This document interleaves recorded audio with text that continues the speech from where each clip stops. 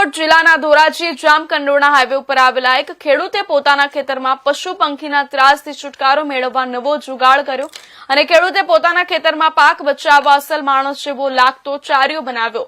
દૂરથી જેવો તો અસલ માણસ જેવો લાગતો આ ચાર્યો ખેડૂતે પોતાના ખેતરમાં લગાવતા પશુ પંખીના ત્રાસમાંથી છુટકારો મેળવ્યો।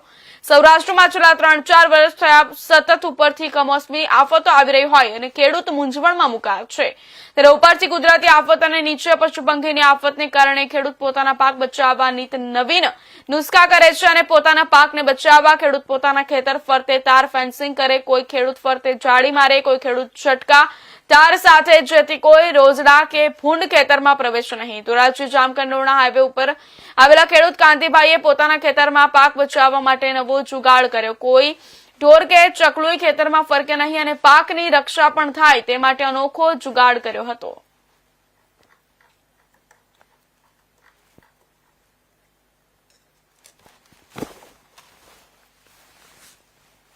વિચારમાં તો એવું હતું, આ મારે કોઠા ઉદે જ છે, હું આવા નવા કંઈક પ્રોગ્રામ કર્યા જ રાખતો હોય, નવરો હોય તો આ કરતો હોય, નકર મારી મેન તો ખેતીનું જ કામ અને શાકભાજીનું કામ।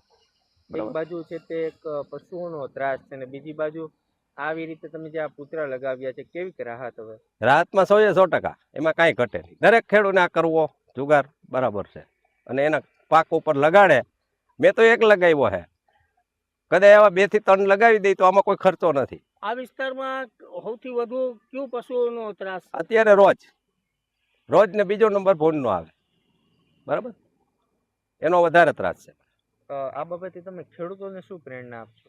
ખેડૂતને આ કરવી જરૂરિયાત જ છે, આમાં કોઈ ખર્ચો નથી અને દરેક ખેડૂતને આ કરવું મહત્વનું જ છે એના પાક માટે, અને કોઈ ખર્ચો નથી। ન કરે એમ થાય ખર્ચો છે તો આ ન કરી શકે, પણ આ કરી શકે નાનામાં નાનો ખેડૂત। મારું નામ પારસ કાંતિભાઈ ઘોણિયા, મારી વાડી ધોરાજી જામકંડોરણા હાઈવે ઉપર આવેલી છે।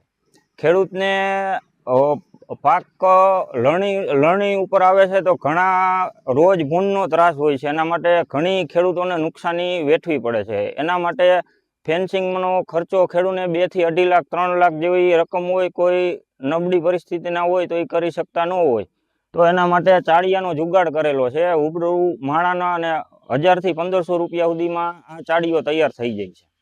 ખેડૂતોને શું કહેશો? ખેડૂતોને બધાને એ કહેવા માંગુ છું કે આનું રિઝલ્ટ સારું છે, કોઈ ભૂંડનો કે રોજનો આ લગાવ્યા પછી ત્રાસ રહેતો નથી ખેતરની અંદર।